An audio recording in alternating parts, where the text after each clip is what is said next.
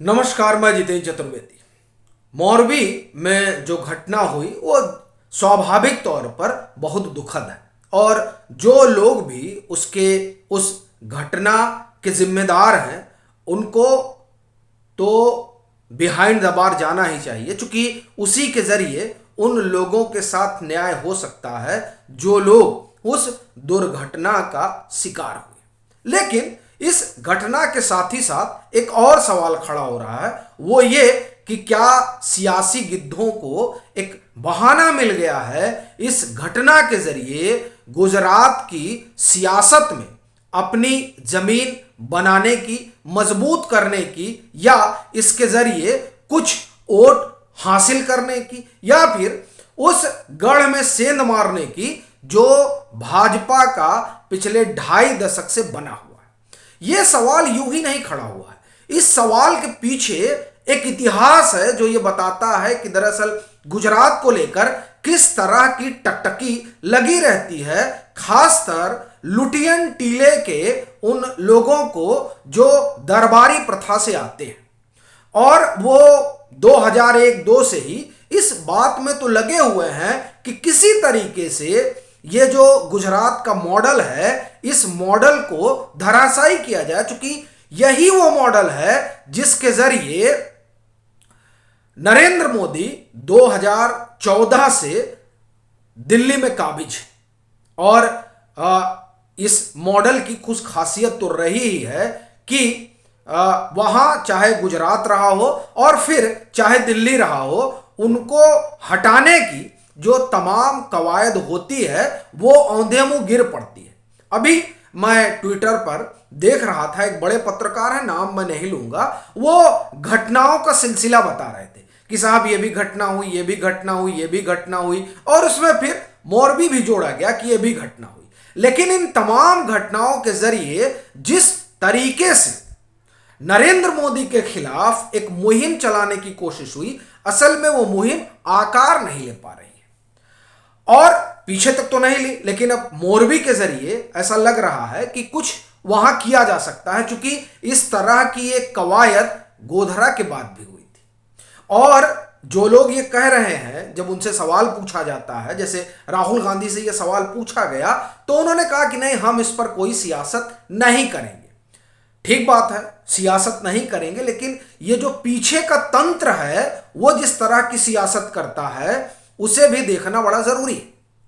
नर्मदा बचाओ आंदोलन, आपको ध्यान होगा, इस नर्मदा बचाओ आंदोलन को फंडिंग कहां से होती थी और इस नर्मदा बचाओ आंदोलन के लोग कहां से जुड़े हुए थे, यह बताने की जरूरत नहीं है। इससे एक चीज समझ में आती है कि दरअसल किस तरीके से सियासत चलती है, और ये वही नर्मदा बचाओ आंदोलन के लोग हैं जो आजकल भारत जोड़ो यात्रा से जुड़े हुए हैं। और राहुल गांधी कह रहे हैं कि हम सियासत नहीं करते हैं ऐसी घटनाओं पर। फिर एक दूसरी घटना आप देखिए, गोधरा, तिस्ता सीतलवाड़ इसका जीवंत उदाहरण है।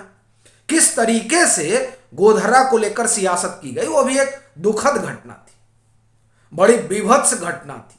लेकिन उस घटना को लेकर राज्य सरकार को और सीधे तौर पर मौजूदा प्रधानमंत्री और तत्कालीन मुख्यमंत्री नरेंद्र मोदी और फिर अमित शाह, इनको कटघरे में खड़ा करने की कवायद चली।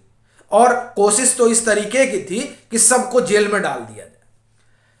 हम किसी घटना पर सियासत नहीं करेंगे, लेकिन पीछे जो हमने तंत्र विकसित किया है उस तंत्र के जरिए पूरी सियासत करेंगे। अब वही जो बात है वो असल में अब इस मोरबी घटना के बाद भी दिखाई दे रही है। वो पूरा खेमा जो अभी तक इस इंतजार में बैठा हुआ था कि कुछ तो गुजरात में कर लिया जाए, कुछ तो ऐसी चीज मिल जाए ताकि ये कहा जाए देखिए ये गुजरात मॉडल है। और अब आप देखिए किस तरह से तमाम सारे लोग निकल आए हैं ये बताने के लिए कि ये गुजरात मॉडल है। असल में वहां ये बताने की कोशिश नहीं हो रही है कि ये गुजरात मॉडल है या वो गुजरात मॉडल है। वहां ये इस तरह का एक माहौल बनाने की कोशिश हो रही है जिसके जरिए जो भाजपा का अपना एक आधार है, उस आधार की टेक्टोनिक को हिलाया जा सके। मूल मुद्दा यही है, और यह कोशिश आज से नहीं हो रही है। ये कोशिश 2001-2 से हो रही है और 17 जो है उस कोशिश का चरमोत्कर्ष था।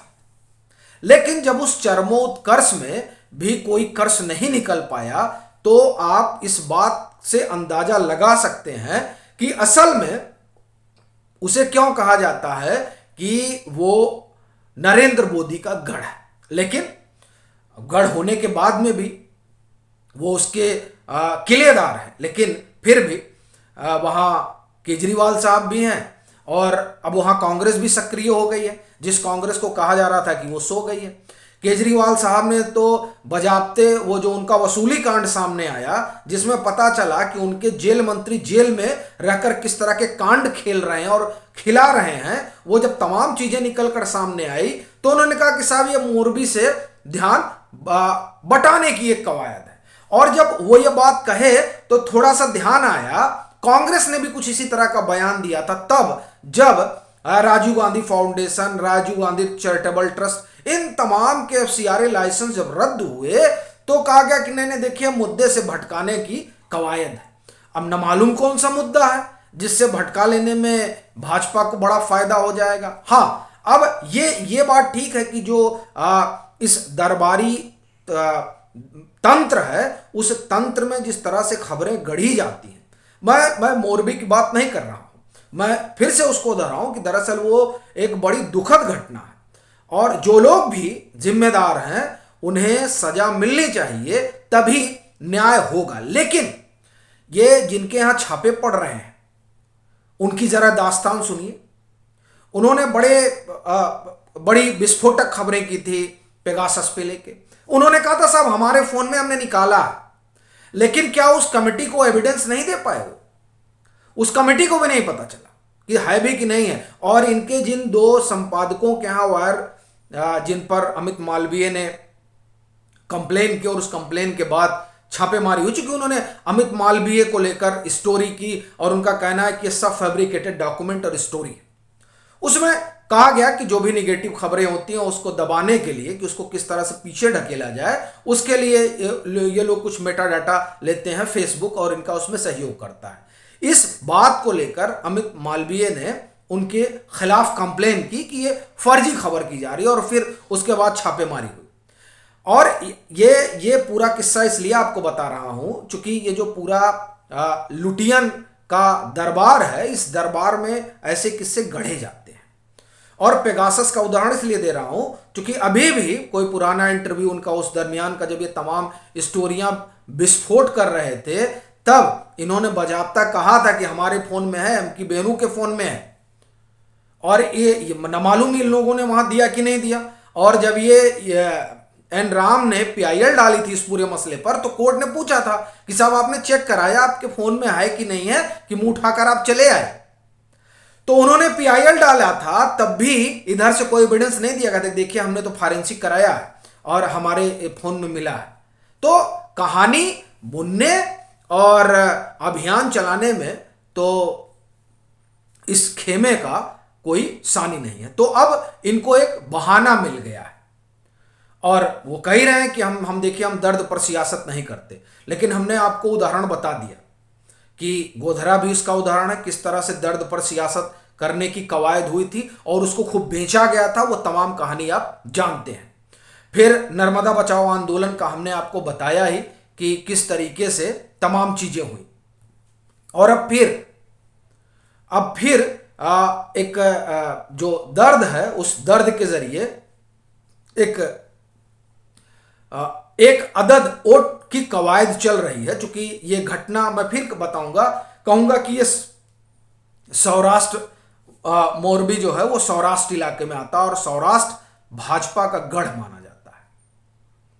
और फिर आप देखिए आम आदमी पार्टी हो या पंजा हो, इन लोगों ने एक अपने तरीके से कवायद करी रखी और इनका जो पूरा इकोसिस्टम है वो उस बात को लेकर दौड़ रहा है कि ये एक्ट ऑफ गॉड है या एक्ट ऑफ फ्रॉड है। इससे एक चीज समझ में आता है कि दरअसल जब पश्चिम बंगाल में घटना हुई थी और प्रधानमंत्री ने अपनी चुनावी सभा में इस बात को कहा था, तो कितना गहरी चोट लगी थी, कहां तक दर्द पहुंचा था। और आप देखिए कि उस दर्द को लेकर अभी तक बैठे हुए हैं, और जब मोरबी में घटना होती है तो उसे किस तरीके से प्रस्तुत किया जाता है। इसीलिए कह रहा हूं कि दरअसल गिद्धों ने डाला डेरा और मोरबी बना बहाना। क्योंकि अब वो एक्ट ऑफ गॉड है कि एक्ट ऑफ फ्रॉड है। आप देखिए कि चुनाव 2021 में हुआ था पश्चिम बंगाल का, और वो दर्द आज तक छुपा हुआ था, अब फूट के निकल रहा है। तो ये दरअसल ये पूरा जो सिस्टम है लुटियन टीले का, वो सिस्टम 2001 से लगा हुआ है। और ये बड़ी आप ये समझिए कि मजेदार बात है कि जब जब नरेंद्र मोदी पर हमला तीखा होता है तब तब वो और निखर कर आते हैं, और आप ये कहिए कि प्रचंड बहुमत से आते हैं। तो क्या इस बार जो ये डेरा डाला गया है, ये डेरा भाजपा को 150 तक पहुंचा सकता है? ये अपने आप में एक सवाल है। लेकिन जिन लोगों की नजर वहां लगी हुई है, कहीं ऐसा ना हो कि इस बार जो चुनाव हो उस चुनाव में लेने के देने न पड़ जाएं और स्थिति 2014 और 2019 वाली न बन जाए। चूंकि 2022 के जरिए, गुजरात के इस चुनाव के जरिए परिस्थिति 2024 में एक अलग करने की कवायद इस मोरबी के बहाने चल पड़ी है। अब यह देखने वाली बात होगी कि वो लोग कितना सफल हो पाते हैं। अभी के लिए फिलहाल इतना ही। अगर आप मतांतर से नहीं जुड़े हैं तो जुड़िए, वीडियो को लाइक कीजिए, शेयर कीजिए और अपने सुझाव जरूर साझा कीजिए।